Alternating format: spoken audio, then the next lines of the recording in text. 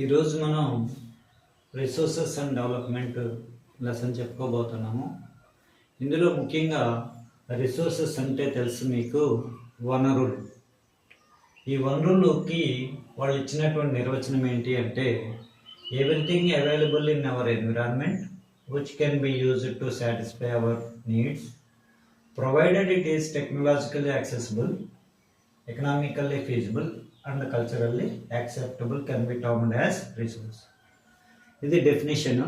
ఇది ఇంపార్టెంట్ కాబట్టి ఇది బట్టి పట్టాల్సి ఉంటుంది. అంటే దీని మీనింగ్ ఏంటో చూసినట్లయితే, ప్రకృతిలో లభించేటువంటి వస్తువులు అవి మన అవసరాలని తీర్చగలిగేటువంటివి, సాంకేతికంగా ఇవి యాక్సెసిబుల్ అయి ఉండాలి, అలాగే ఎకనామికల్లీ ఆర్థికంగా మనకి ఫీజిబుల్ అందుబాటులో కొనగలిగేటువంటి ధరల్లో ఉండాలి, అండ్ కల్చరల్లీ యాక్సెప్టబుల్ సాంస్కృతిక పరంగా ఆమోదయోగ్యమైనట్లయితే వాటిని వనరులుగా నిర్వచనం అనేటువంటిది ఇవ్వబడింది.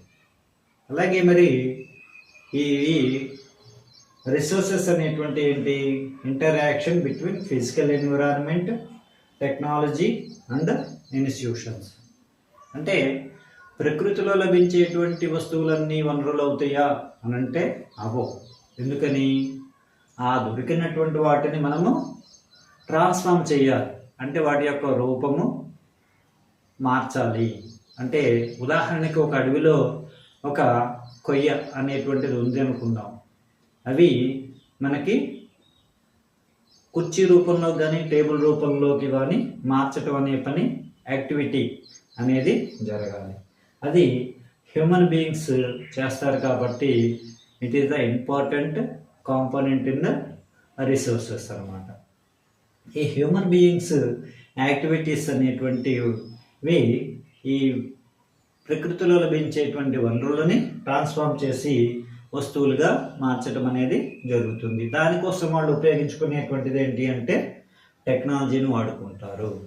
వీటిని ఒక ఇన్స్టిట్యూషన్స్ ఏర్పాటు చేసుకొని వాటిని ట్రాన్స్ఫార్మ్ చేయడం జరుగుతుంది. అంటే ఉదాహరణకి కొన్ని మెషిన్స్ కానీ టూల్స్ కానీ ఉపయోగించుకొని ఒక కార్పెంటరు ఒక కొయ్యని మనకి కుర్చీ రూపంలో కానీ టేబుల్ రూపంలో కానీ అల్మర కానీ మార్చడం అనేది జరుగుతుంది అనుకుందాం. అప్పుడు అటువంటి టెంపర్ డిపోల్ లాంటి ఇన్స్టిట్యూషన్స్ కొన్ని మనకి అవసరం అవుతాయి అన్నమాట. ఈ inter relation between physical environment, technology and institutions అనేది ఇంటర్ రిలేషన్స్ ఒకదాని మీద ఒకటి డిపెండ్ అయ్యి ఉన్నాయన్నమాట. ఈ విధంగా రిసోర్సెస్ అనేటువంటిది ఉపయోగించుకొని మనము అభివృద్ధిని సాధిస్తాము. డెవలప్మెంట్ అంటే అభివృద్ధిని సాధించడం జరుగుతుంది. ఈ విధంగా ఏ దేశం అయితే రిసోర్సెస్ని సక్రమంగా ఉపయోగించుకుంటుందో ఆ దేశము అభివృద్ధి బాటలో పయనిస్తుందన్నమాట.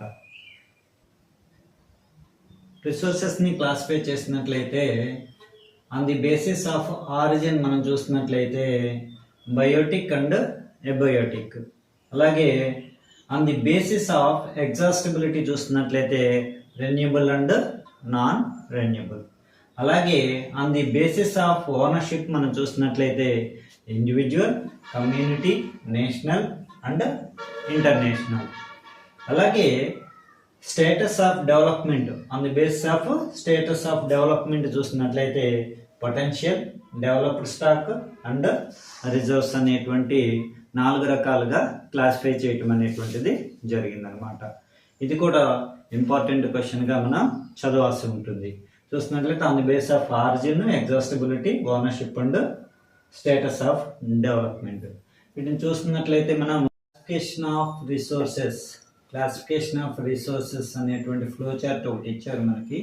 ఇందులో 2 రకాల న్యాచురల్, హ్యూమన్ అనేటువంటి 2గా వర్గీకరించారు. ఇందులో మరి హ్యూమన్ చూసినట్లయితే 2 ఉన్నాయి, స్ట్రక్చర్స్ అండ్ ఇన్స్టిట్యూషన్స్, నిర్మాణాలు మరియు సంస్థలు అనేటువంటివి. అలాగే ఇందులో క్వాంటిటేటివ్ అండ్ క్వాలిటేటివ్, అంటే గుణాత్మకమైనవి, నిర్మాణాత్మకమైనటువంటివి 2 రకాలు అన్నమాట. అలాగే న్యాచురల్లో చూసినట్లయితే ఇది రెన్యూబుల్ అండ్ నాన్ రెన్యూబుల్. మళ్ళీ రెన్యూబుల్లోకి వచ్చేసరికి మనకి కంటిన్యూస్ ఆర్ ఫ్లో అలాగే బయలాజికల్. కంటిన్యూస్ ఆర్ ఫ్లోలో అంటే ఏంటి, మనకి విండ్ కానీ వాటర్ కానీ కంటిన్యూస్గా ఉంటాయి అన్నమాట. అలాగే బయలాజికల్లోకి వచ్చేసరికి మనకేంటి, న్యాచురల్ వెజిటేషన్ అంటే ఫారెస్ట్స్, అలాగే రెండోది వైల్డ్ లైఫ్ అంటే అటవీ జంతువులు అన్నమాట. అలాగే వన్యప్రాణులు అంటాం కదా అవి. అలాగే నాన్ రెన్యూబుల్లోకి వచ్చేసరికి మనకి మళ్ళీ 2 టైప్స్ అన్నమాట, రీసైకిలబుల్ అండ్ నాన్ రీసైకిలబుల్. రీసైకిలబుల్లోకి వచ్చేసరికి ఏమో మెటల్స్, వీటిని మళ్ళీ మనం తిరిగి ఉత్పత్తి చేసుకుంటూ ఉంటాం, రీసైకిల్ చేస్తాము. అలాగే నాన్ రీసైకిలబుల్లోకి వచ్చేసరికి ఫాజిల్ ఫ్యూయల్స్ అంటే పెట్రోలు, డీజిల్, కిరోసిన్ ఒకసారి వాడితే అవి అయిపోతూ ఉంటాయి కాబట్టి. ఇది రిసోర్సెస్ అనేటువంటి ఫ్లో చార్ట్. ఇది వెరీ ఇంపార్టెంట్. 8 మార్క్స్ క్వశ్చన్స్ లేవచ్చు, 4 మార్క్స్ కానీ. అది ఇందులో write natural classification of natural resources అని కానీ, give 1 example for human resources అని కానీ, లేదా write 2 examples for non renewable resources అని కానీ, ఏదైనా క్వశ్చన్స్ ఇందులో నుంచి అడుగుతారు కాబట్టి వెరీ ఇంపార్టెంట్, చదవాల్సి ఉంటుంది. ఈ విధంగా రిసోర్సెస్ అండ్ డెవలప్మెంట్ అనేటువంటి లెసన్లో ఫస్ట్ పేజీలో మనము డెఫినిషన్ ఆఫ్ రిసోర్స్, అలాగే relation between physical nature, technology and institutions అనేటువంటి ఒక డయాగ్రామ్ని, అలాగే క్లాసిఫికేషన్ ఆఫ్ రిసోర్సెస్ అనేటువంటి 3 క్వశ్చన్స్, ఇంపార్టెంట్ క్వశ్చన్స్ని పేజీలో మనం చదవాల్సి ఉంటుంది అన్నమాట. నెక్స్ట్ పేజీలో కలుద్దాం.